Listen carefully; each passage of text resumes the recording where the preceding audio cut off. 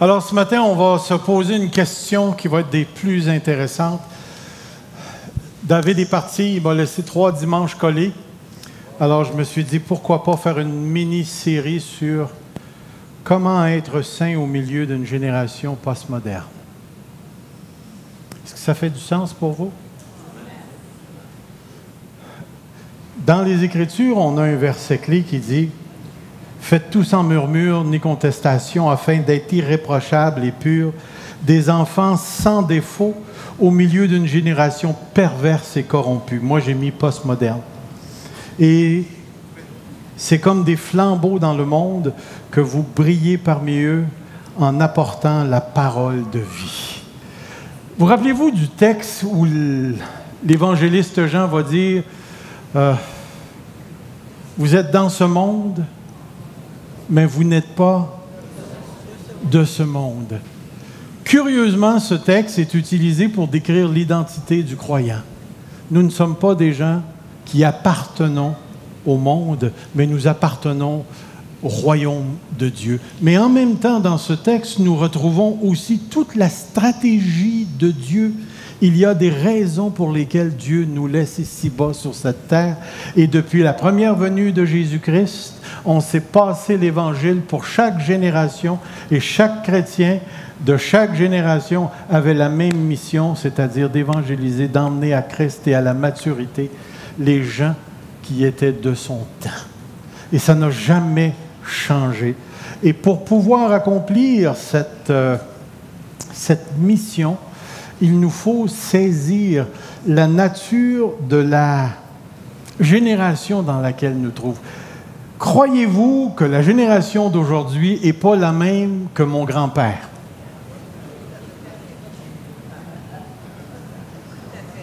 Vous croyez ça? Si je vous posais la question, en quoi est-ce que c'est différent aujourd'hui? La technologie, définitivement, a joué un rôle fondamental, mais en quoi est-ce que c'est profondément différent? Les valeurs. OK, les valeurs. Qu'est-ce qu'on avait au Québec qui prédominait? L'Église, la religion, et ainsi de suite. Alors, la question que j'aimerais poser ce matin, c'est pourquoi tu aimes Dieu? Pourquoi tu aimes Dieu? Est-ce que ma voix sonne un peu comme si j'étais dans une caverne? Que ça rebondit un tout petit peu? Si on peut me mettre un petit peu de basse. Pourquoi est-ce que tu aimes Dieu? Lorsque je pose cette question spontanément aux gens qui sont autour de moi, je vais avoir des réponses comme « c'est parce que Dieu m'a sauvé ». Ou je vais avoir des réponses comme « c'est lui qui m'a aimé le premier ». Ou une réponse, c'est que je ne sais pas pourquoi. Et je veux répondre à cette question parce que cette question-là, elle est importante, très importante ici. Et elle est, pour ainsi dire, le principe à partir duquel nous allons réfléchir sur comment vivre au milieu de la génération postmoderne. Est-ce que vous comprenez ce qu'on veut dire par une génération postmoderne? Qu'est-ce que le mot « post » veut dire? Après. Puis le mot « moderne ». Moderne. Donc, après la modernité. Vous savez qu'il y a eu des époques dans l'histoire. Si on part des années 1500, on appelait ça la Renaissance.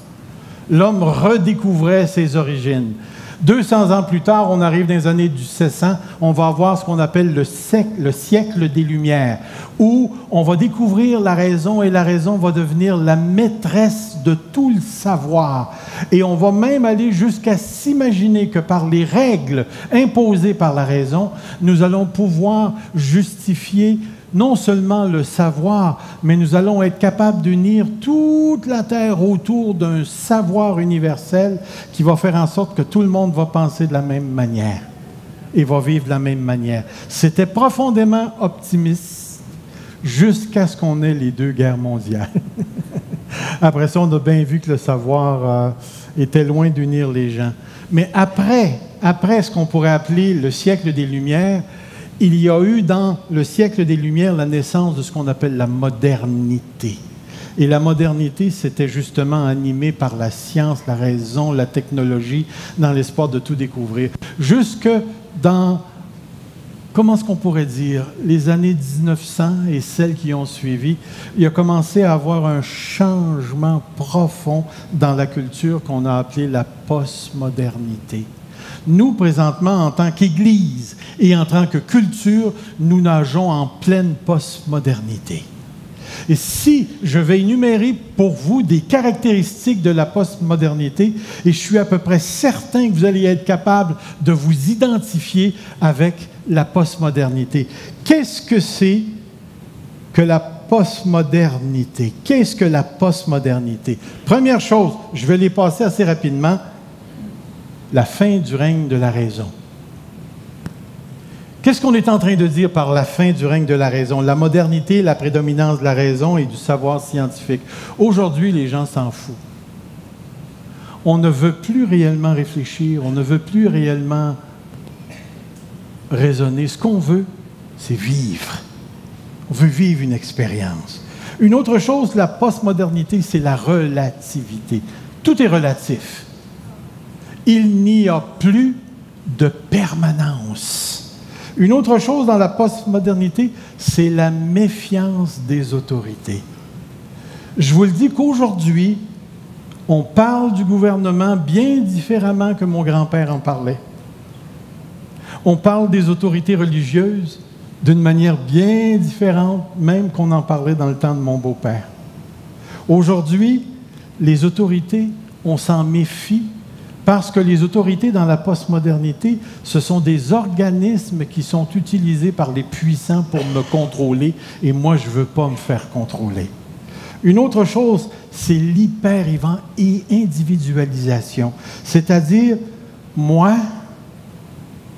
mon expérience, ce que je ressens, c'est ce qui prédomine dans ma vie. Vous rappelez-vous de la grande pensée de Jean-Paul Sartre, « Je pense donc je suis ». Aujourd'hui, c'est « Je ressens donc je suis ». Je veux vivre ma vie à moi et tout est organisé de façon à ce que ça me sert moi. C'est la dénaturation du langage, c'est-à-dire que les mots ont le sens que moi j'y donne. Alors toi, tu peux appeler une patate, mais moi, je vais appeler une personne une patate. Alors, quand je te dis « lâche pas la patate », en réalité, je suis en train de te parler de ta femme. Lâche pas ta femme. Comment ça? Écoutez, je suis dans la postmodernité, j'ai le droit de faire ce que je veux avec les mots, hein? C'est moi qui donne le sens aux mots. C'est mon autorité à moi qui remplit les mots. Les mots sont comme des beignes que tu fourres avec tout ce que tu veux dedans, là. Puis là, après ça, là, tu l'exprimes comme si c'était la vérité. Chérie, en passant, t'es pas une patate.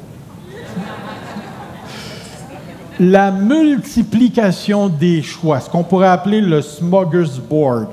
C'est-à-dire qu'aujourd'hui, devant une situation, toi, tu as ton choix, mais va pas t'imaginer que c'est le même. Moi, j'ai mon choix, toi, tu as ton choix, puis tu penses que tu as ton choix, puis mon choix, c'est celui-ci. En d'autres mots, il n'y a plus un seul moyen pour être sauvé. Moi, je peux passer par le christianisme, toi, tu passes par le bouddhisme, puis toi, tu passes par l'islam, toi, tu passes par le shintoïsme, tu passes par la méditation, ou tu passes par une porte que tu inventes toi-même. Mais il ne faut plus qu'il y ait juste un choix. Lorsque Jésus a dit « Je suis la vérité », le seul chemin, la vérité et la vie, dans la postmodernité, Jésus s'est fourvoyé. Parce qu'il n'y a pas juste une vérité. J'arrive ici. La prééminence de l'instant présent. Écoutez, puisque le passé est définitivement révolu, puisque la possibilité même du progrès n'a plus de fondement, puisque l'avenir n'a rien à proposer, c'est au moment présent qu'il faut vivre et vivre intensément. C'est ma vie, puis je veux vivre ma vie maintenant. Vous savez ce que ça l'entraîne, on va le voir. Ça va entraîner une certaine désespérance. Dans la modernité, les gens étaient positifs. On était pour transformer le monde par la raison, par la compréhension, par la découverte, par la technologie. Mais aujourd'hui, on réalise qu'avec toute la technologie, on est en train de détruire la Terre. Puis au mois d'août, quelque part dans le mois d'août, là, je ne sais pas si vous avez lu le Journal de Montréal, qui disait qu'à une date précise dans le mois d'août, on a utilisé 1,7 de toutes les ressources de la Terre. C'est-à-dire qu'on a 0,7 d'utilisé pour l'année prochaine. Il va manquer ça l'année prochaine. Et si on continue, on va encore dépouiller la terre, puis on va avoir encore moins de ressources, moins de ressources, moins de ressources. Alors, eux autres qui disent, si c'est pour être ça, je suis aussi bien de vivre dans mon moment présent, d'avoir mon fun tout de suite. Ou bien, vous avez le retour du religieux. Savez-vous que les postmodernes sont religieux? Ce n'est pas parce qu'ils ne sont pas à l'Église qu'ils ne sont pas religieux, mais comme on a traduit ici, mais de quelle religion s'agit-il? De quel religieux? Ce qu'ils veulent, c'est un religieux à la carte. Là-bas, ils offrent tel produit dans cette église-là, c'est tel autre produit. Eux autres, avec leur méditation transcendantale, c'est tel produit. Et moi, je vais aller chercher tout ce qui me nourrit, moi. Un religieux qui rejette la raison et qui préfère l'irrationnel. Pourquoi? Parce que ça l'engendre l'expérience de l'extraordinaire, de l'émerveillement. Pense pas. Fais juste te laisser porter. Un religieux qui ne critique plus les croyances. Si toi, tu m'arrives avec Bouddha, puis moi, je t'arrive avec Jésus, bien, Bouddha et Jésus, c'est deux grands héros de la foi. Tu as tes croyances et moi, j'ai mes croyances. Je vais sauter ces deux-là et je vais en venir ici à un petit paragraphe pour résumer ce que je veux dire. Alors, la société est un moyen que mon individualité utilise pour mon épanouissement parce que moi, je décide de ce qui est important pour moi puisque je fabrique moi-même mes valeurs. La politique est simplement un jeu de force que je dois manipuler pour mon bien-être. Aucune religion et surtout aucune autorité religieuse ne peut me dire ce qui est bien ou mal pour moi, car je décide par moi et pour moi-même de ce qui est bien et de ce qui est mal. Puisqu'il n'y a plus de vérité absolue, je dois me fabriquer une vérité qui coïncide avec moi-même. Alors, puisqu'il n'y a plus de passé et que le futur est totalement inatteignable ou imprévisible, je dois vivre intensément et seulement pour et dans le moment présent. Si Dieu existe, il doit me parler dans mon langage et de la manière dont moi je décide. C'est à lui de s'ajuster à moi et d'entrer dans mon expérience. Et voici la postmodernité. Et n'allez surtout pas penser que les églises évangéliques, bibliques, pentecôtistes, baptistes ou autres ne sont pas influencés par la culture. Avez-vous déjà parlé de miracles, de guérison avec un frère ou une sœur qui croit que Jésus guérit tout le temps? Avez-vous déjà fait l'expérience? Moi, j'ai déjà demandé à un frère ou une sœur, est-ce que Dieu a le droit de ne pas guérir?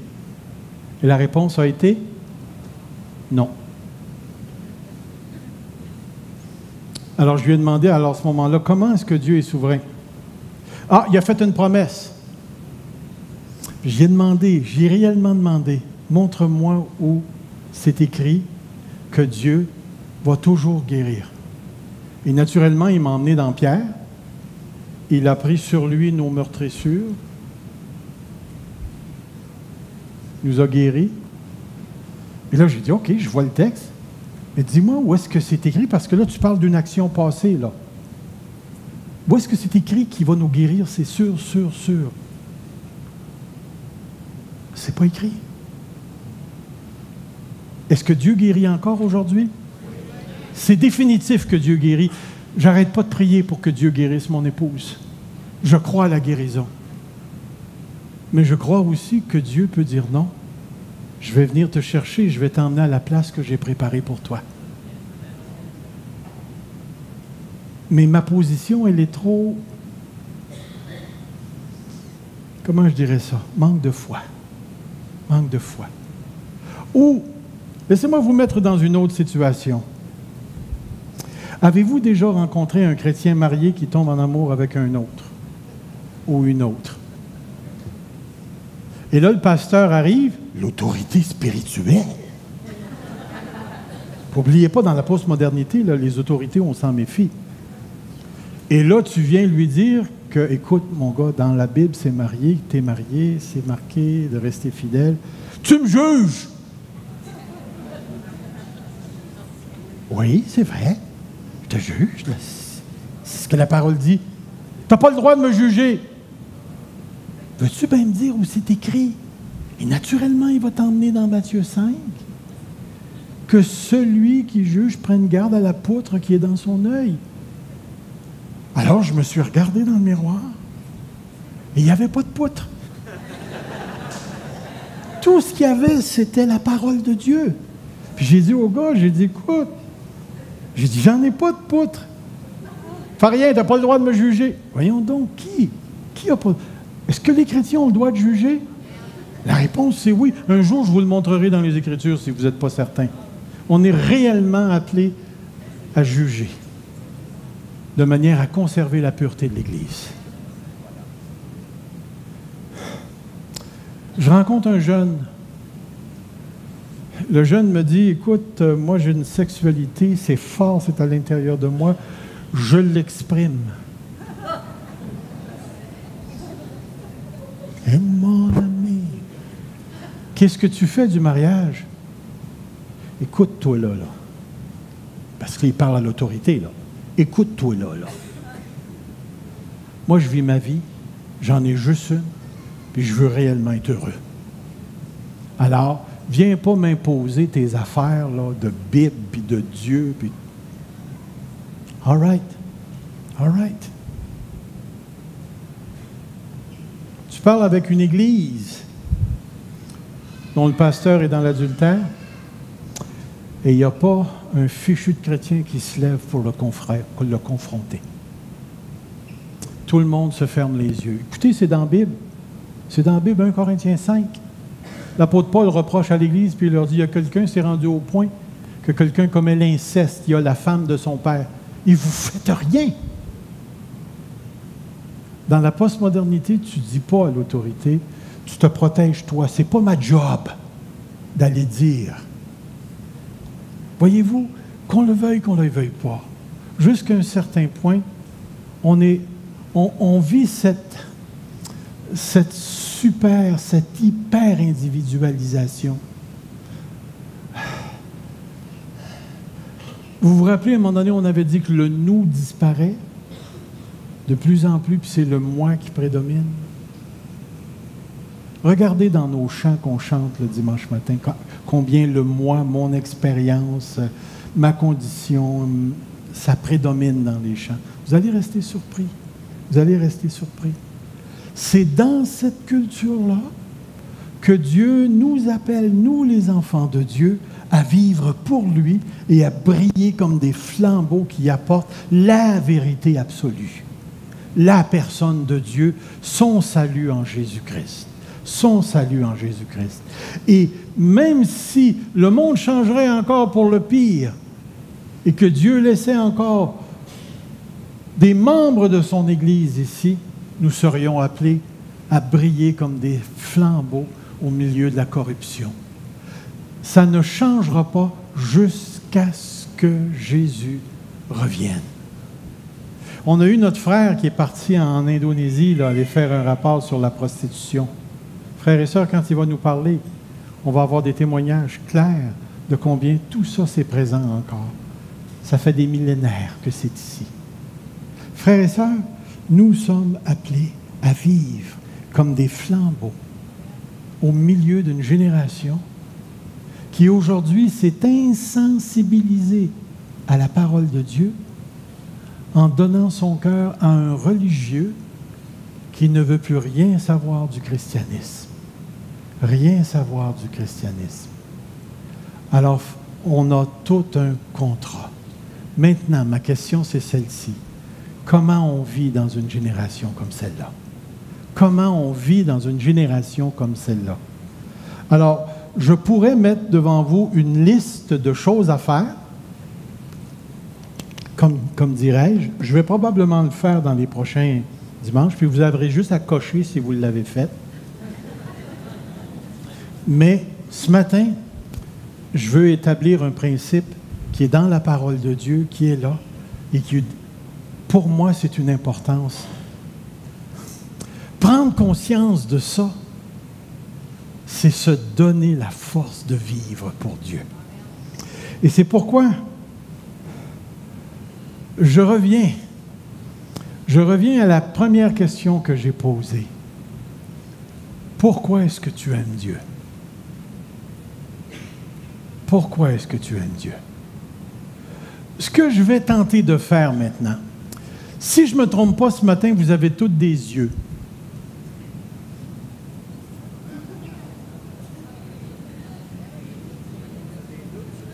Avez-vous des doutes?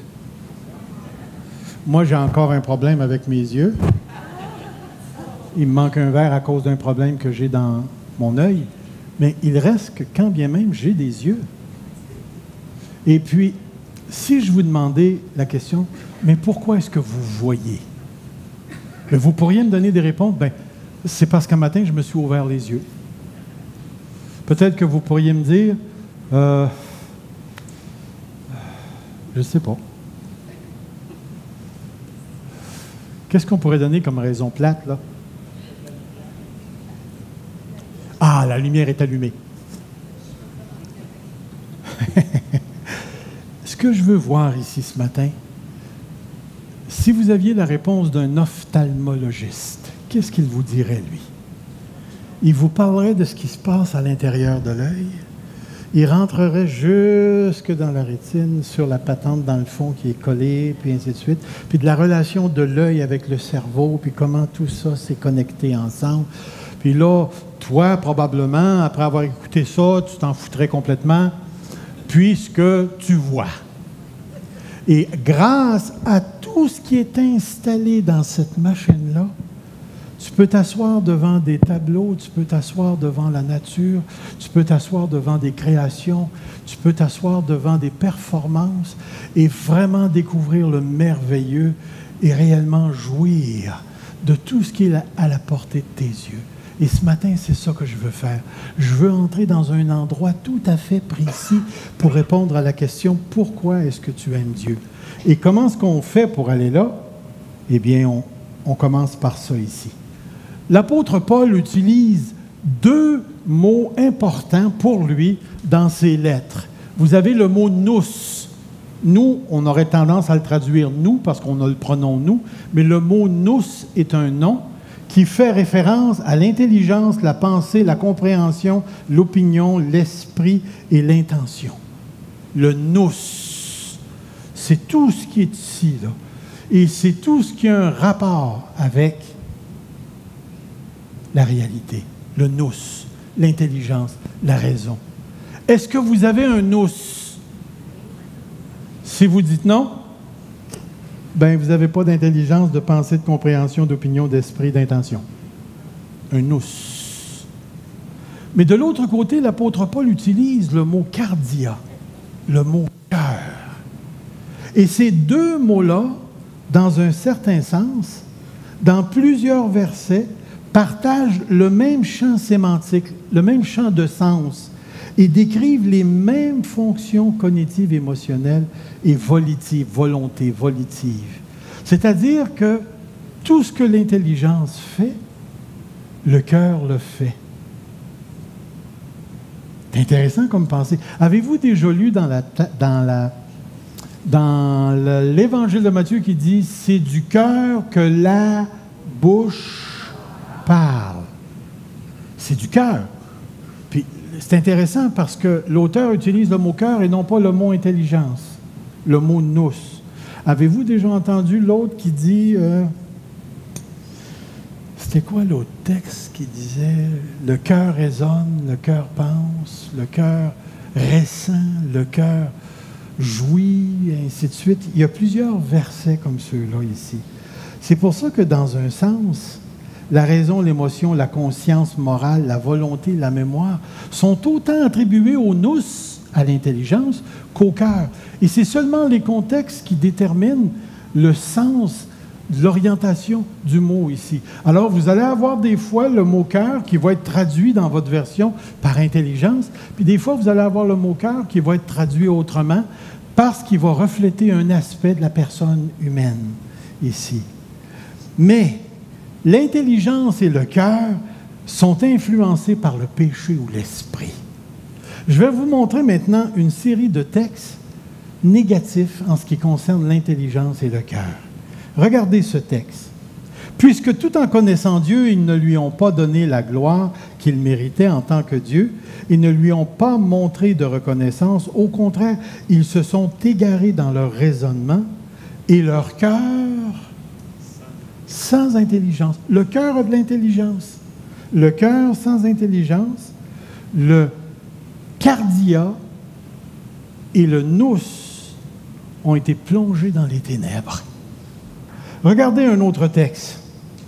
Ils ont l'intelligence obscurcie, ils sont étrangers à la vie de Dieu à cause de l'ignorance qui est en nous, à cause de l'endurcissement du cœur. Vous avez l'intelligence obscurcie et vous avez le cœur ici qui est endurci.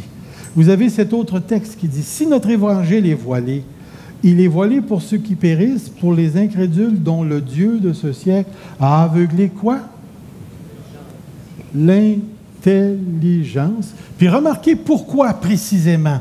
Afin qu'ils ne voient pas briller l'éclat que projette l'évangile de la gloire de Christ qui est à l'image de Dieu. L'intelligence est incapable de saisir la portée de l'Évangile. La portée de l'Évangile. Donc, le cœur et l'intelligence, influencés par le péché, sont incapables d'atteindre l'Évangile de Jésus-Christ. Suivez-moi bien ici. Et c'est là qui, pour nous, c'est important de réellement saisir. Toutefois, ce qui distingue le cœur, le cardia de l'intelligence, c'est la réceptivité du divin qui est la fonction fondamentale attribuée seulement au cœur. Je vais reprendre les mots. Toutefois, ce qui distingue le cœur de l'intelligence, je vais le formuler dans mes propres mots, c'est que chez l'apôtre Paul, tout ce qui est divin se reçoit par le cœur et non l'intelligence. Se reçoit par le cœur et non l'intelligence. Avez-vous déjà entendu un chrétien dire lorsqu'il a été sauvé puis qu'il donne son témoignage, « Oh, le Seigneur est entré dans mon intelligence. » Qu'est-ce qu'il va dire? « Le Seigneur est entré dans mon cœur. » Et il a raison de dire ça. Comprenez bien, le cœur et le nous ont les mêmes fonctions. Il y a autant d'intelligence dans le cœur qu'il y a du cœur dans l'intelligence. Mais il y a une particularité, c'est que dans le Nouveau Testament, tout ce qui est divin se reçoit spécifiquement par le cœur. Regardez bien ce que je vais dire maintenant. Cette fonction qui est seulement attribuée au cœur, une théologienne l'appelle l'affectivité volitive. C'est toute une expression, hein? Croyez-vous que j'ai de l'air intelligent quand je dis ça? Maintenant, je vais vous le dire avec mon cœur, OK? L'affectivité volitive.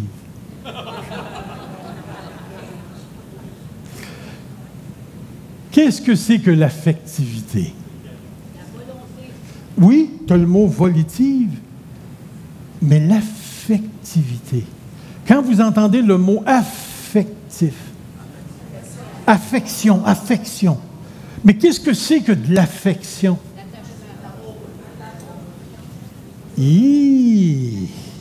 Est-ce que c'est émotionnel?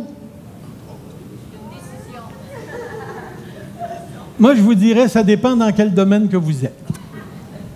dans quel domaine que vous êtes. Parce que lorsqu'on parle de l'affectivité volitive à ce niveau ici, on est en train de dire qu'elle est directement reliée au cœur et non à l'intelligence, au cerveau. Et il y a deux choses qu'on veut mettre en évidence lorsqu'on parle de l'affectivité volitive, c'est ceci. C'est la capacité de recevoir le divin, mais par-dessus toute autre chose, c'est la force directrice qui oriente toute la personne. C'est la force directrice qui oriente toute la personne. Comprenez-vous quand quelqu'un vous dit « Hey, j'ai une drive.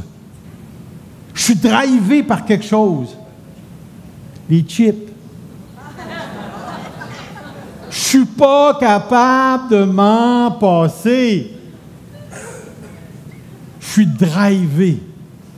C'est pourquoi, lorsqu'on parle ici de l'affectivité, saint Thomas d'Aquin avait un autre mot qu'il appelait les appétits de l'âme. Les appétits. Vous savez, quand vous avez faim, puis à un moment donné, vous avez tellement faim qu'il faut que vous mangiez. Mais essayez maintenant de vous imaginer toute la personne dans tout ce qu'elle est en elle-même. Et cette personne-là, elle va vivre pour quelque chose parce que tout son être est orienté vers quelque chose. Vous savez, quand une personne tombe à l'eau et est en train de se noyer, qu'est-ce qu'elle cherche? De l'air. Puis est-ce qu'elle le cherche pour le fun? Ou bien tout son corps crie pour de l'air? Mais c'est de ça qu'on parle. C'est exactement de ça qu'on parle. L'affectivité qui engage, qui propulse, qui pousse la personne dans une direction. Et il y a seulement deux choses qui peuvent pousser une personne. Le péché ou le Saint-Esprit. Le péché et la drive d'une personne. Je vais vous montrer un texte tout à l'heure qui va en parler. Mais pour parler de cette réceptivité, regardez ici, c'est dans le cœur que Christ habite, de sorte que Christ habite dans vos cœurs par la foi. C'est dans le cœur que l'Esprit demeure. Il nous a été marqué son empreinte et a mis l'Esprit comme un gage dans notre cœur. Regardez ici, c'est dans le cœur que Dieu a déversé la connaissance de Christ. Si notre évangile il est voilé pour ceux qui périssent, dont l'intelligence a été aveuglés afin qu'ils ne vissent pas briller la splendeur de l'Évangile sur la face de Christ.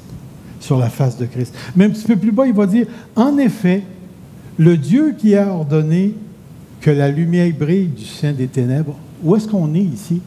Que la lumière brille du sein des ténèbres, on est dans le livre de la Genèse, le chapitre 1 et le verset 3. Dieu dit que la lumière soit. L'apôtre Paul prend ce texte et va maintenant l'appuyer à ce qui se passe dans le cœur de l'être humain. En effet, le Dieu qui a ordonné que la lumière brille du sein ténèbres a aussi fait briller sa lumière où? Dans notre cœur, pour faire resplendir la connaissance de la gloire de Dieu dans la personne de Jésus-Christ. Comprenez bien ici, là. Il est en train de dire que Dieu a fait quelque chose et ça s'est passé dans le cœur. Ça s'est passé dans le cœur. De la même manière qu'au début de la création, Dieu a dit que la lumière brille, à un moment donné, Dieu a dit pour toi que la lumière brille dans ce cœur-là. Que dans son cœur à elle, dans son cœur à lui, dans son cœur à lui, dans son cœur à elle, que la lumière de l'Évangile brille. Si Dieu n'avait pas fait briller sa lumière, notre intelligence serait encore aveuglée par la puissance démoniaque afin qu'on ne puisse pas voir la splendeur de l'Évangile. Si aujourd'hui tu vois l'Évangile, c'est parce qu'à un moment donné précis dans ta vie, Dieu a déclaré que la lumière brille dans ton cœur. Et ce n'est pas toi qui as déterminé ça, c'est lui ici, comme au début de la Genèse. Regardez un autre texte. Ah, celui-là, je l'aime. Oh boy! Car l'espérance ne trompe pas, parce que l'amour de Dieu est déversé où? Par qui? pourquoi est-ce que tu aimes Dieu? Ben, c'est parce que je me suis converti. Pas vrai. Oui, tu t'es converti, puis tant mieux que tu l'aies fait. Mais si tu aimes Dieu, c'est parce qu'à un moment donné précis, dans ton cœur, Dieu a fait briller une lumière, puis il est venu déposer l'amour de Dieu dans ton cœur. De telle manière que ton cœur, plongé dans les ténèbres, a émergé dans la lumière de la splendeur de l'Évangile. Et maintenant, tu aimes Dieu parce que Dieu a planté son amour en toi. En toi. C'est dans le cœur maintenant que se trouve le cri du Fils de Dieu. Et parce que vous êtes fils de Dieu, Dieu a envoyé dans votre cœur l'esprit de son Fils qui crie « Abba, Père ».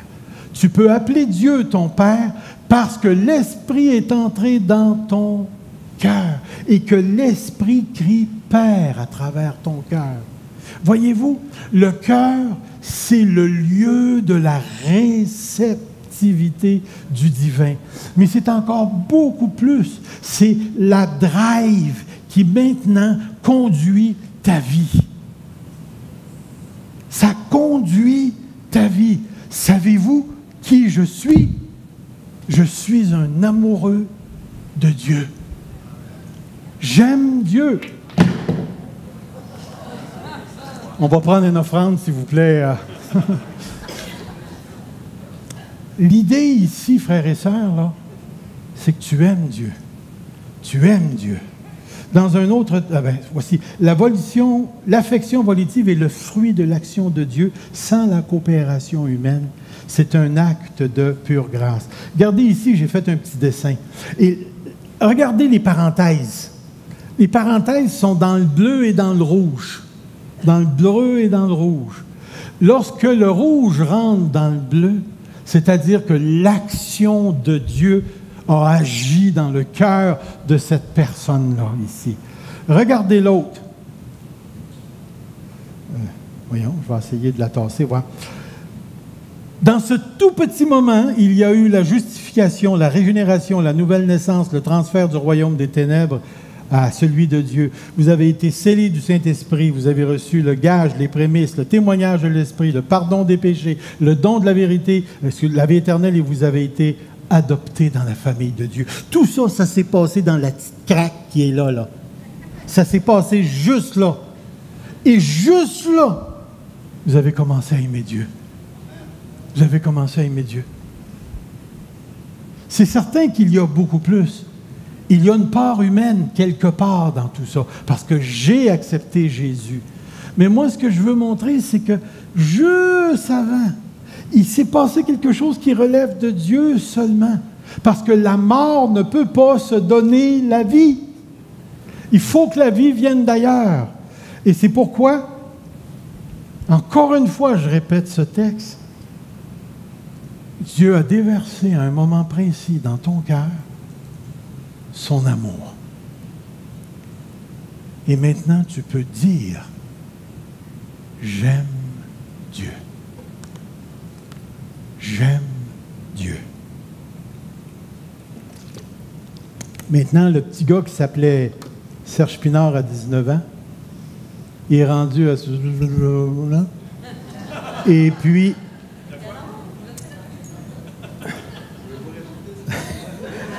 Néo.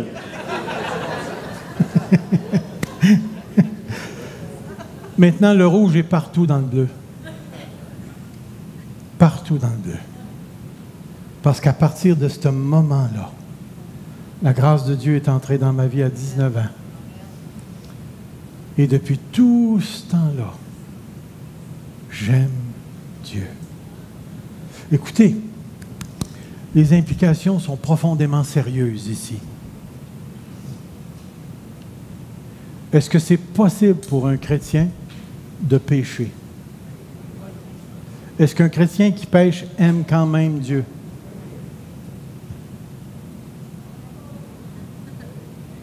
Êtes-vous en train de me dire que c'est impossible pour un chrétien de ne pas aimer Dieu? C'est tout ça que vous êtes en train de me dire? Vous avez raison. Vous avez raison. Est-ce qu'on obéit toujours? Non. Écoutez, dans mon pastorat, j'ai rencontré des situations terribles, des chrétiens qui ont divorcé, qui ont forniqué, qui ont volé, qui ont critiqué, qui ont joué dans le dos, qui ont destitué des pastorats, qui ont fait du trouble. Puis tu pouvais te tourner vers chacun de ces chrétiens-là et leur demander, est-ce que tu aimes Dieu?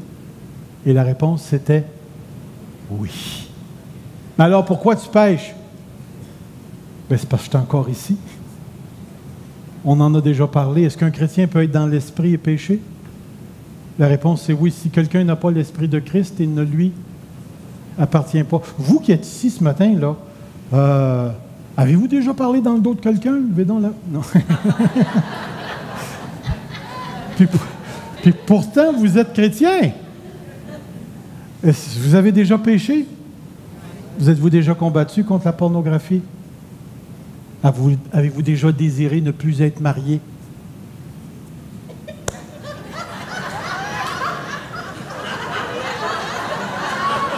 Hey, c'était pas prévu, ça, là. Mais je te comprends. Je sais que c'est un grand privilège d'être marié à un gars comme moi, mais... Elle est bonne, chérie, elle est bonne. Mais écoutez, faites juste penser à tout ce qui se passe dans votre tête, le nombre de paroles. Moi, j'ai entendu des chrétiens sacrés à tour de bras. Je l'ai fait parce que j'étais en colère contre Dieu. J'ai fait des choses terribles. Je me rappellerai toujours d'un événement que j'ai vécu. On s'en venait de Sherbrooke vers Drummondville par le vieux chemin. J'étais en colère contre Dieu. Puis à un moment donné, je ne sais pas ce qui s'est passé. Il y a eu un moment d'attendrissement où je suis rentré dans une sorte de zone où j'ai parlé en colère à Dieu, puis je lui ai dit, même si tu m'écrases, j'y ai dit là, en colère, là, même si tu m'écrases, je vais continuer à t'aimer. Puis après ça, je me suis remis à chialer. Écoutez, de la même manière qu'un chrétien ne peut pas être chrétien sans l'Esprit, la présence de l'Esprit, c'est la drive de l'amour de Dieu. Alors, tu as dans ton cœur un amour pour Dieu. Si ce n'est pas là, tu n'es pas un enfant de Dieu. Parce que cette drive-là ne dépend pas de toi. Les ajustements et les conséquences que cette drive-là engendre dépendent de toi. Les choix que tu vas faire, la liberté, la manière dont tu vas gérer ta liberté. Bien-aimés, aimons-nous les uns les autres car l'amour vient de Dieu et toute personne qui aime est née de Dieu et connaît Dieu. Toute personne qui est née de Dieu aime. Aussi faible et fragile qu'elle puisse être. Jésus lui répondit, en vérité, je te le dis, à moins de naître de nouveau, puis dans le grec, on pourrait traduire, à moins de naître d'en haut, pour être certain que ça ne vient pas de l'homme. Personne ne peut voir le royaume de Dieu. Puis là, finalement, le théologien lui dit, oui, faut-il que je rentre dans le sein de ma mère une deuxième fois? Jésus répondit, en vérité, je te le dis, à moins qu'une personne ne naisse d'eau et d'esprit, ne peut entrer dans le royaume de Dieu. Et regardez la dernière phrase. Ça vient de la seconde 21 qui dit « Ce qui est né de parents terrestres, ce qui est né de la chair, est humain. Mais ce qui est né de l'esprit est esprit. » Aucun être humain ne peut faire naître de nouveau un autre être humain. Seulement Dieu est capable de faire naître. C'est une action qui est à lui seul et qui ne dépend pas de l'être humain. Parce que si on avait lu le texte un petit peu plus bas, c'est marqué « Le vent souffle où il veut ». Ça dépend purement de Dieu. Regardez cet autre texte. « Mais à tous ceux qui l'ont reçu ou accepté, la réceptivité divine, à ceux qui croient en son nom, elle a donné le droit de devenir enfants de Dieu, puisqu'ils sont nés, regardez, non du fait de la nature, ni par la volonté humaine, ni par la volonté d'un mari, mais ils sont nés de Dieu. Ils sont nés de Dieu. Si tu es né de Dieu, tu aimes. Si tu aimes, c'est parce que le Saint-Esprit est en toi et que Dieu a déposé par le Saint-Esprit son amour. C'est qu'à ce moment précis dans ta vie, Dieu a dirigé ton cœur vers lui. Que le Seigneur dirige vos cœurs vers l'amour de Dieu et la patience de Christ. C'est pourquoi j'arrive maintenant à la fin en disant ceci. Maintenant, prends conscience que tu aimes Dieu. Prends juste un instant. Réponds à la question maintenant. Est-ce que tu aimes Dieu? Est-ce que tu aimes Dieu? Tu n'as pas besoin de le dire fort. Ce serait le fun, mais qu'est-ce que tu veux que je te dise?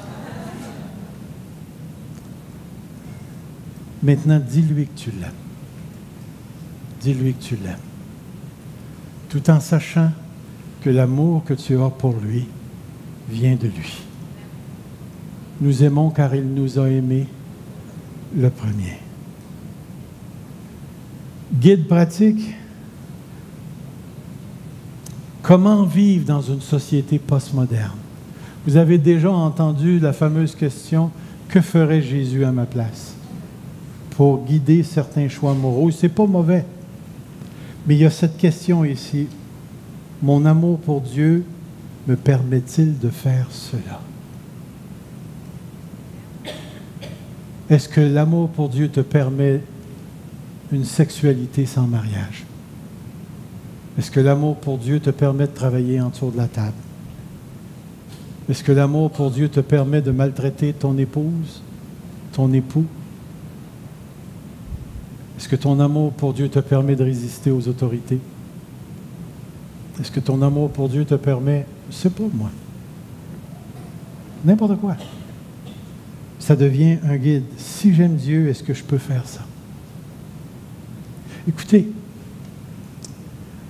laissez-moi vous parler d'un cas que j'ai rencontré lorsque j'étais jeune pasteur. À un moment donné, on était à la maison, puis ça cogne à la porte, je vais ouvrir la porte. C'est une jeune femme de 24 ans.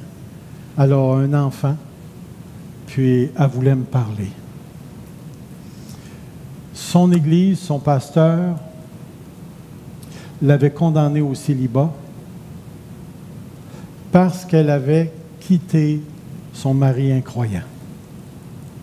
Parce que dans 1 Corinthiens chapitre 7, c'est marqué que si l'incroyant ne veut plus de relation conjugale, c'est-à-dire le mariage, le chrétien est libre. Il peut se remarier avec qui il veut après. Mais parce qu'elle, à cause des abus puis de la cruauté mentale, elle est partie, le pasteur lui a dit, parce que tu as quitté ton mari, maintenant tu es condamné pour le restant de tes jours à vivre dans le célibat. Est-ce qu'il a raison ou pas? Faites attention. Si vous vous fiez à la parole de Dieu. Maintenant, cette jeune femme aimait vraiment Dieu. On s'est assis ensemble et j'ai regardé un Corinthien avec elle. Puis de fait, le texte dit, si l'incroyant ne veut plus qu'il s'en aille. Mais ce n'est pas marqué que le chrétien s'en aille avant. Alors j'ai dit à la jeune femme, j'ai dit, écoute, si on veut rester strictement biblique, tu devrais retourner vers lui. S'il accepte de vivre avec toi, tu acceptes de vivre avec lui. Savez-vous ce qu'elle a fait? Elle est retournée vers son mari. Quand elle est arrivée à la maison, son mari lui a dit, je ne veux plus rien savoir de toi.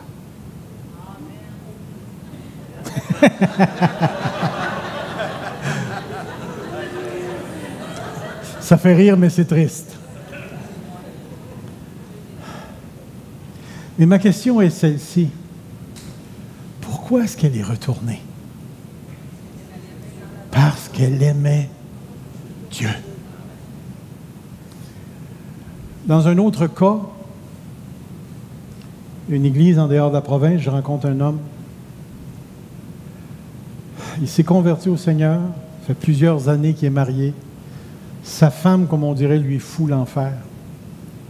Elle le critique, elle le chiale, elle le traite comme un chien, et ainsi de suite. Ça fait encore 30 ans qu'ils sont mariés. Ça n'a pas changé beaucoup. Dites-moi, pourquoi est-ce que le chrétien reste dans ça? Parce qu'il aime Dieu. C'est certain que ce n'est pas juste du chiolage, là, mais c'est certainement pas une relation épanouissante. Mais elle a accepté de vivre avec lui. Pourquoi?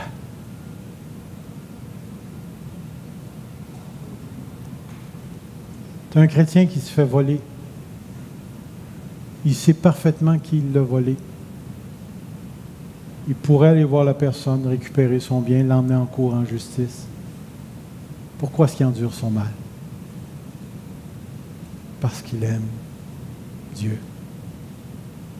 Un sœur ou une frère sont pris d'une maladie incurable. Dieu ne semble pas vouloir intervenir. Pourquoi est-ce qu'il continue de croire? Parce qu'il aime Dieu. Pourquoi est-ce qu'il aime Dieu? Parce qu'à un moment précis dans sa vie, Dieu a fait briller la lumière de l'Évangile dans le cœur de cette personne-là. Et à partir de ce moment-là, sa vie a été drivée par autre chose que le péché. Sa vie s'est toute structurée autour du désir du Saint-Esprit. Et frères et sœurs, c'est certain que si on fait le tour de nos vies, on est très, très loin de rencontrer tous les standards. Écoutez, ça m'arrive à peu près une fois par année d'être chialeux.